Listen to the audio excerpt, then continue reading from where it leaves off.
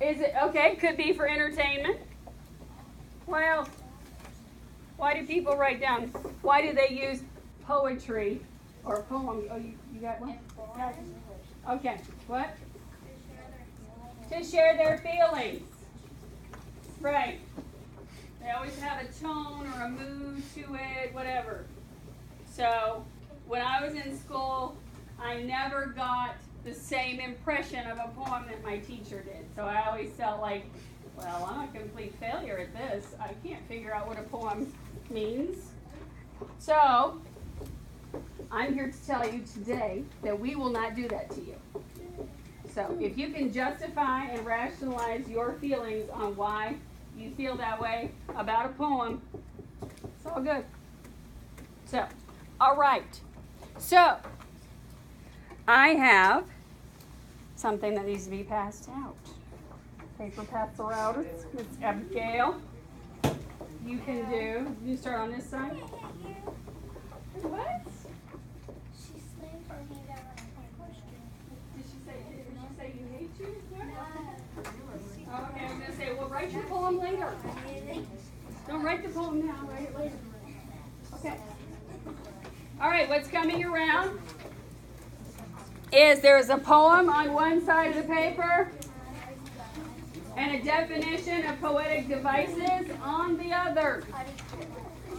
Ain't coming around to you yet. Calm down. Okay.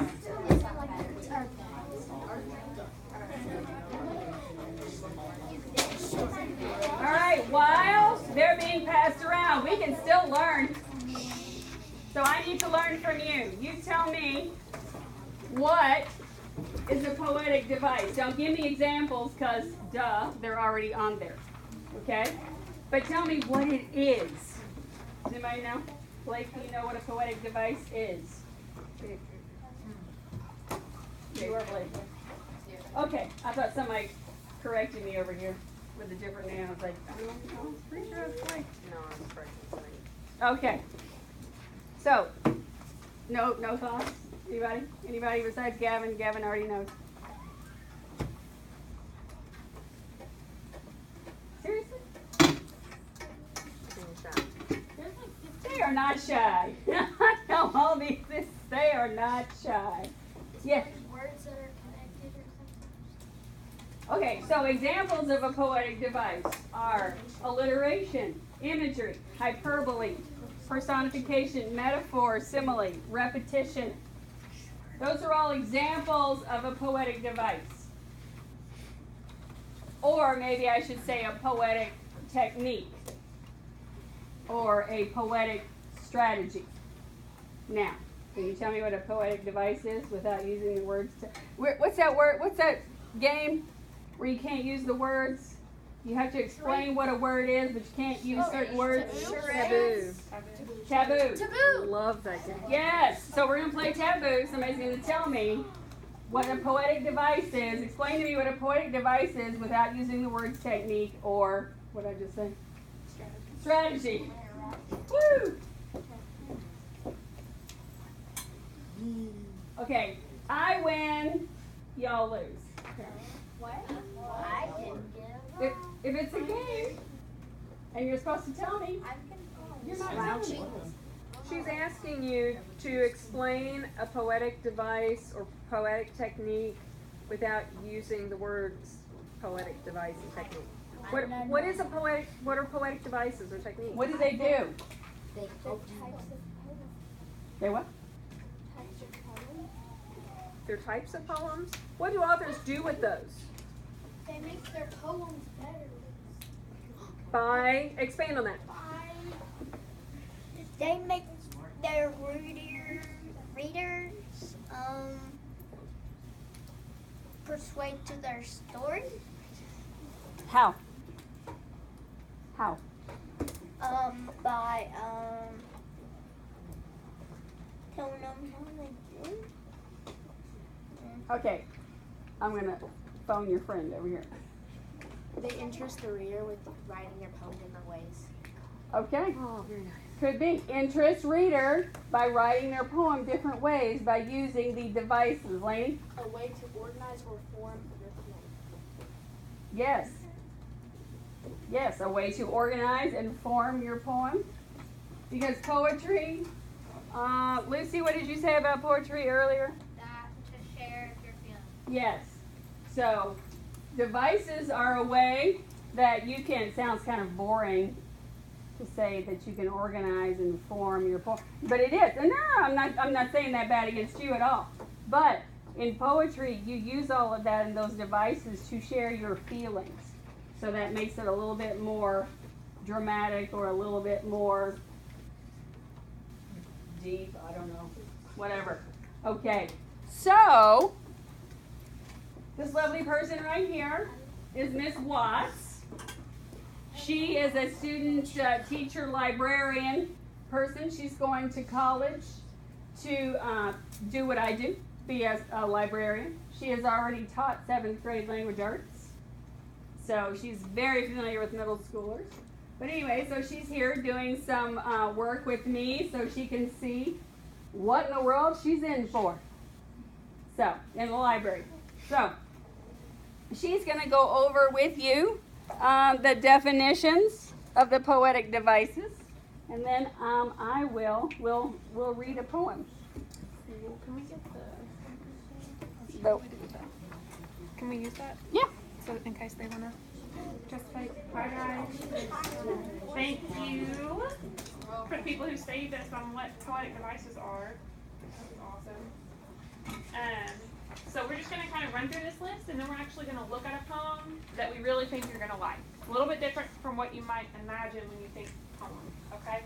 So we're excited about that. First thing, alliteration. And you guys can either read that meaning, or you can give me your own idea of what alliteration is. Raise your hand if you've heard the word alliteration before. If you've heard that. So it's not new. So what is alliteration? What is alliteration? Who wants to tell me? Yes, sir. It's when someone uses words to start with the same letter a lot of times in a sentence. That's exactly right. And he's not even looking at the sheet. Props for you, man. So the example you have is 6 slimy snakes went south. How do I know that's alliteration? What is the key that it's alliteration? Yes, sir. Almost every word started with S. Perfectly. So can anyone give me an example of alliteration? It can be silly. Usually it is. Sounds really funny. Yeah? Alien ants ate the apple. Alien ants ate the apple. Perfect. Thank you so much. All right, imagery is the next poetic device. Raise your hand if you've heard imagery before. A few people, not as many. Okay, who wants to tell me what imagery is, either in your own words or what's on the page? You want to read it for me? Or tell me what you think it is? It just sounds like a bunch of questions. A bunch of questions? Okay, that's actually the example. What is imagery? The use of expressive words in poetry that activate any of your 5 senses. Perfect. So what are the clue words in that definition? Imagery appeals to what? Your 5 senses. So take your pencil. Everyone got one? Who doesn't have one? We got one person that needs a pencil. All right. So take your pencil, underline, star, circle, highlight, do something to the 2 words 5 senses. Imagery appeals to your 5 senses. Can you see it? Can you smell it? Can you taste it? Can you hear it?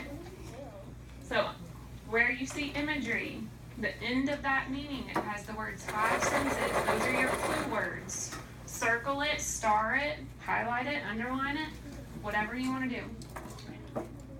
The next poetic device I want you to look at is hyperbole. It's a different kind of word. Everyone say hyperbole. Hyperbole. Hyperbole. I saw some mouths not moving. Hyperbole. Hyperbole. Much better. Who wants to tell me what a hyperbole is, either in your own words or what's on the page? It's an exaggeration.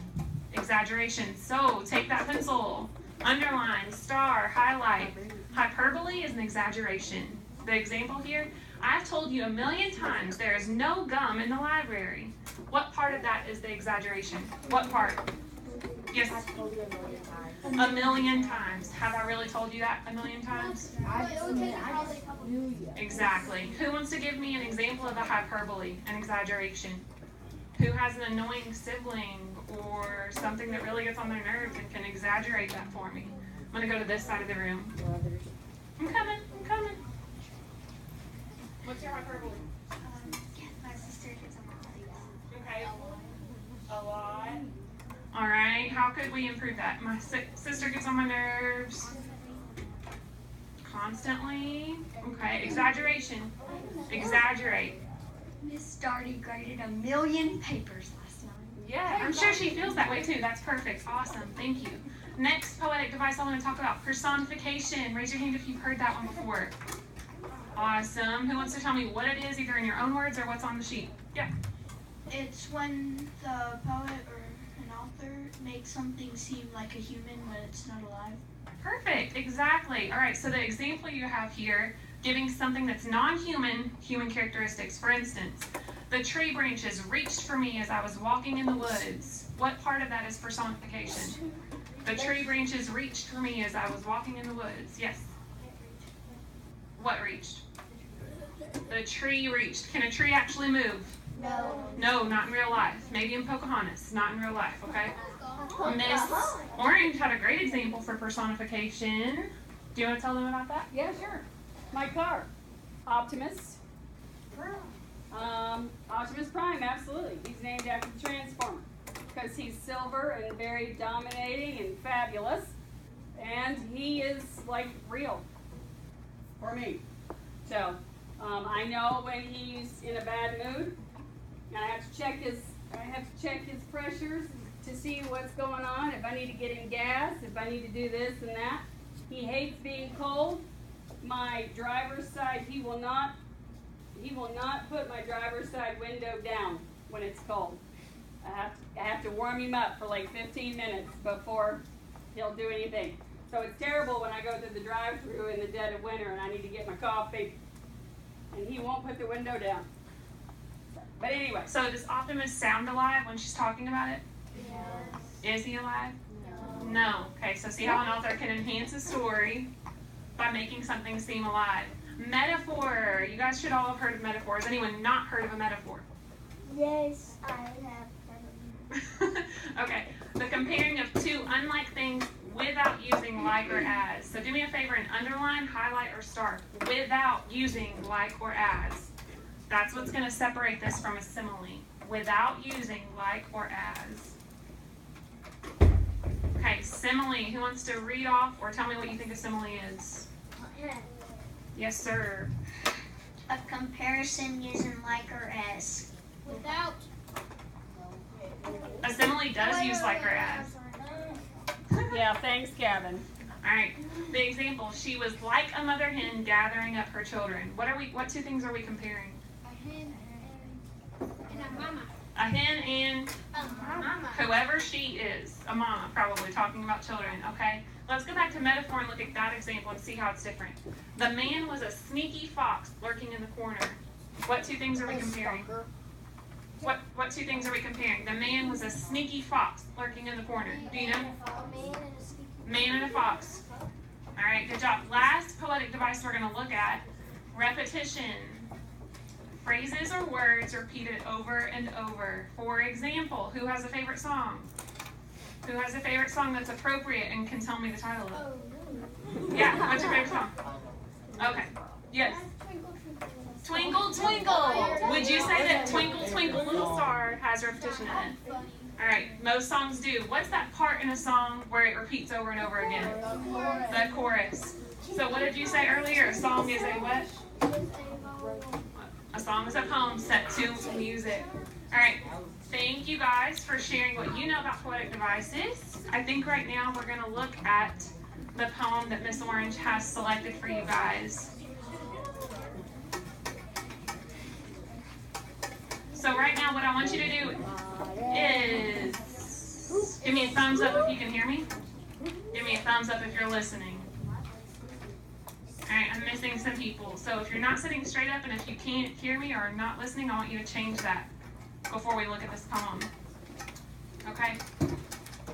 As she reads the poem, think about those poetic devices and think about what the author is using. Which ones is the author using? Okay? I'm going to let Miss Orange read this for you. All right. And just a little note to self, very important for you all when you're figuring out how to live in a community.